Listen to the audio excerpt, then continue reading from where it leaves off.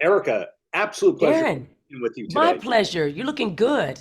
No, you're looking good. And by the way, looking at your IMDb, the thing that you're playing Coraline in, I spoke earlier with Leslie Uggams, so looking forward to Yes. do that in that role. But you work nonstop. But let's be honest, Run the World is the best thing you work on. Let's be honest. Let's start there. Yes, I agree, Darren. So Yes, Barb, how much of Barb is there in you, the human being? a lot.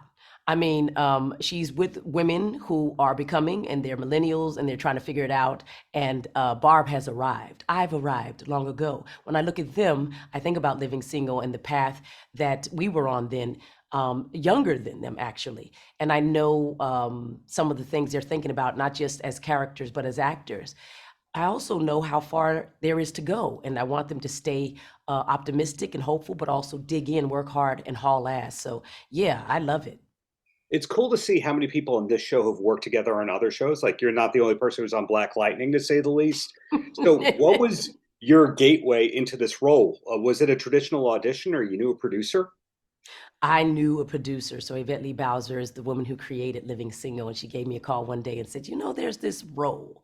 And I was gratified that she thought of me. It was really wonderful to read and see how fantastic it was. Even better to get on set and meet everybody, not just the cast, but the crew, to be in Harlem, to work. And I haven't worked in New York since The Cosby Show, frankly. And so that was a very long time ago. And I'm really gratified that there I was as an adult in that Mhm. space, talking to them and running the world. So that was wonderful. The magic words "living single." I That was honestly one of my favorite sitcoms Oh, growing up. And now thank people you. can't stop talking about living single. All the memes of, "Hey, there wouldn't have been Friends without living single."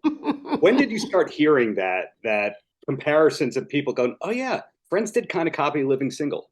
It started actually very early on because there was a time we were called My Girls, and then they focus tested the name, and they decided that it wasn't the name they wanted. But when we came back to film the season after the pilot, they had a list of names, and John Hinton tells a story that the executives came over and were talking about the names, and one of them was Friends and the other one was Living Single. They chose Living Single for us, and the next, the thing is history.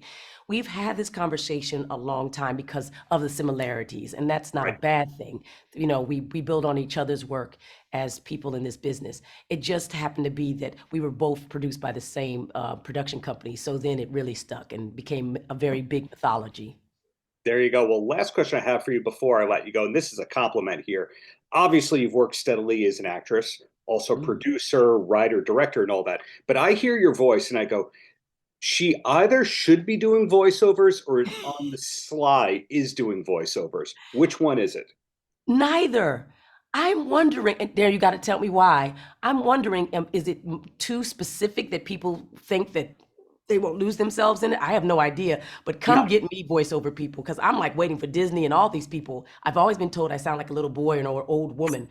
I'm down for either. Let's no, do it. you either have the best microphone that I've heard this week, or you just have that vocal timbre, and we need to be hearing you on bank commercials and car Oh, commercials. I love it. Oh, I love it. Oh, thank you. You might have just given me some extra money to pay utilities. I love you for that. Thank you for powering through. Listen, I got to give props to my preacher father, who was a Kojic preacher, and my teacher mother, who used their voices their whole life, but also my training in theater, which told me to support from the diaphragm and that it mattered to resonate and to use it vocally to musically. I love music. I grew up in Arizona, up in the mountains, Doobie Brothers, Stevie Wonder, everything that I'm down with, and also gospel and everything. And to me, being vocal is to be musical. So thank you so much. It's one of my best compliments I ever got. Thank you. You flatter. Well, hey, congratulations on your work on this show. Really looking forward to whatever's next, including that show with Leslie you got coming up. Oh, for sure. I can't wait for it. I love it. And yes, look out for that. Take Awesome. care Have a now. great rest of the day, Erica. Take care. Ciao. Yes, you too.